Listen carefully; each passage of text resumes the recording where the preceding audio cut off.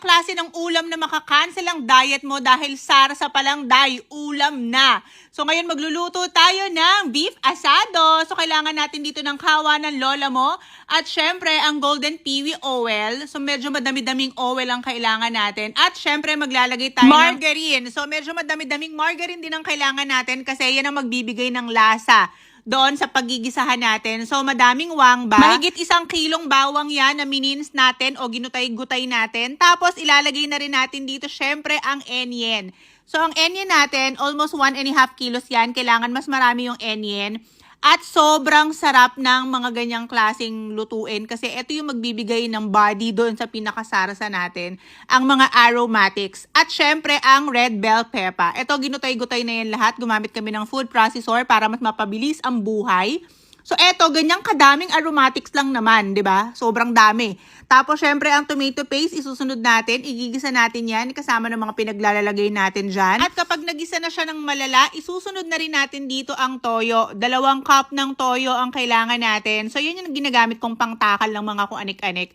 At syempre, titimplahan ko na yan dyan ng asin. Tapos sasabihin na naman ng mga perfect doon, yung alat naman ng luto mo, maghintay ka muna, panoorin mo kung gaano kadaming baka yung niluluto ko dyan para sabihin mong maalat. So, ayan, lahat ng aromatics natin, asin, paminta, at Josepi laurel. At ito na nga ang bakang gagamitin natin, boneless shank. O, diba? Alam niyo yung bulalo. So, boneless nun. So, hiniwa natin ng maninipis. Kasi yung part ng baka na yan, malitid-litid yan. So, kapag malambot na siya, nagdo-jelly type siya. So, ang sarap-sarap niya. And then, ilalagay na natin ang kalamansi. Yes. So, ito yung way ng pagluto ko ng beef asado, no? So, para sa mga authentic na sinasabi ninyo, ganito, ganyan. Yes, hindi po to authentic. Ito po yung version ko. Kaya wag kayong iiyak. And yes, mami, hindi po ako naglalagay ng nawasa dyan. Purong Sprite po ang nilalagay ko. And then, hintayin lang natin tong lumambot. And then, kapag malambot na siya, tsaka natin ilalagay ang tomato sauce. And then, kapag katapos natin lagayan, syempre, ang beef chocnut. And then, pickled relish. Sabihin nyo na naman, lagi ka na lang naglalagay ng pickles. Ano naman? Masarap yan eh. Yan talaga yung magpapasarap ng mga sarsa. Ganun talaga.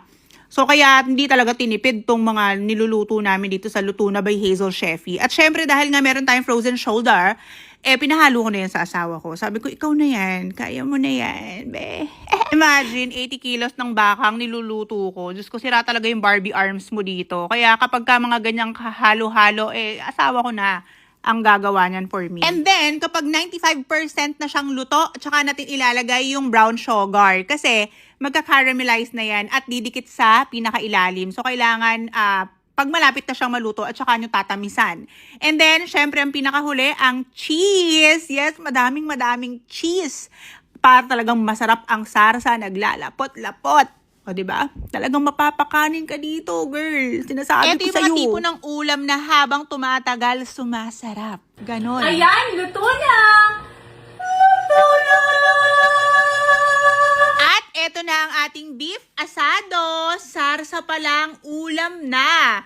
At eto na nga, magre-repack-repack na tayo dito. So, nagpadikit na ako ng mga sticker ng Luto Na by Hazel Chefy.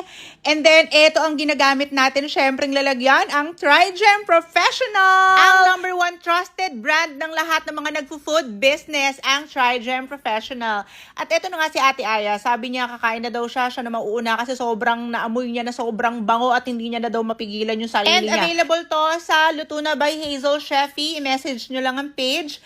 At eto ay half kilo sa isang tub. Kalahating kilo na po yan. Hindi na kayo mabibitin sa half kilo dahil talagang pang isang ulam ng buong pamilya na yan. Kakaloka nga kasi may umorder na ng 50 tubs sa amin. So, etong niluto namin, meron ng may-ari yung 50 tubs niyan. Kaya thank you so much, Miss Jenny! Kaya ano pang iniintay mo? Order na sa Luto Na by Hazel Chefy.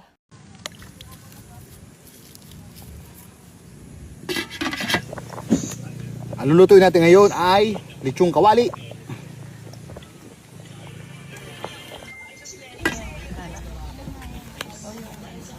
Oh, pia.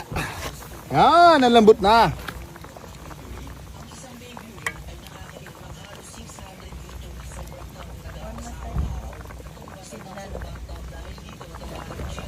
Asan ba?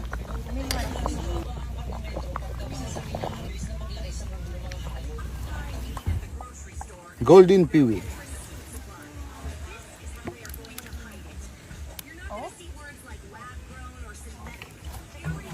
Lechong kawali. Woohoo!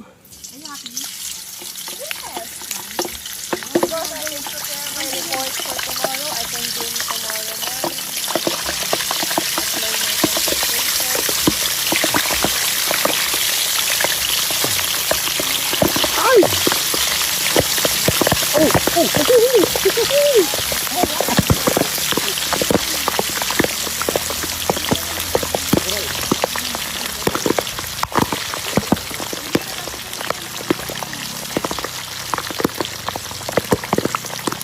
Tapos, pa natin. Igo!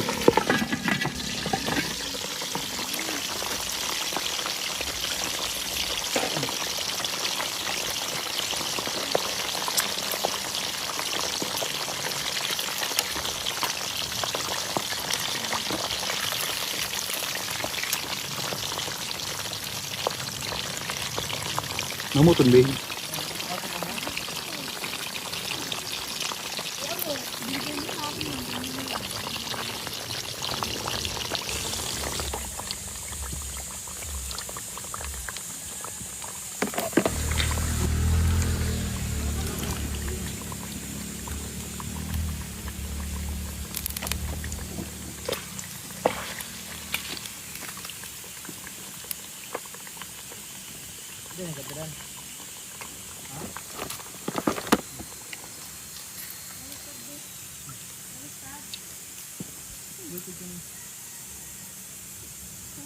Kumot ha. Hindi sa kumot yung may handle sa isaputan.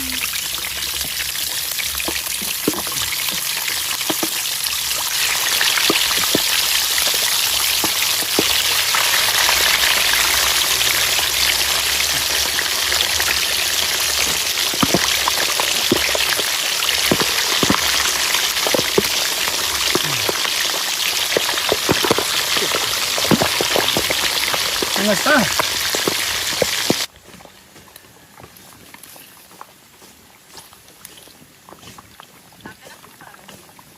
Maragsipon na mga kakusa. Murago na ni sa gin, sa bilog. Tapos may sawsawang kang tawyo, buda, suwa, buda, lada. Sus! Tintian.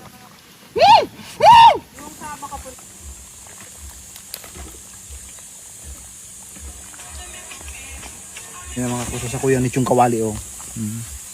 Murago, no? Tapos girison mo ba so mga 2 pulgada sana. Tapos ang sawsawan mo hindi puta, suwa, buda, lada na may tawyo. Minta na siram pwede. Manakusa, masiriba na kita. Magkaroon po kita mga kakusa. Pwede ba sulit yung kawali, oh. Para ayta.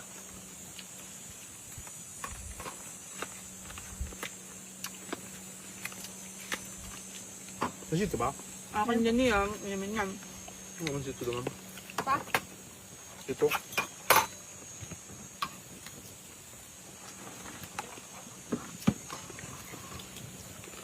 Yung pagkain talaga natin hanggang pangayon na lang eh. Okay? Meron pa.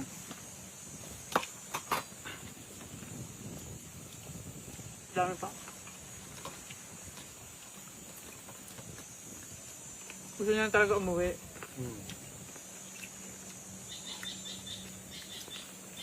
Saka wala na rin tayong baong kuryente. Ay, wala na?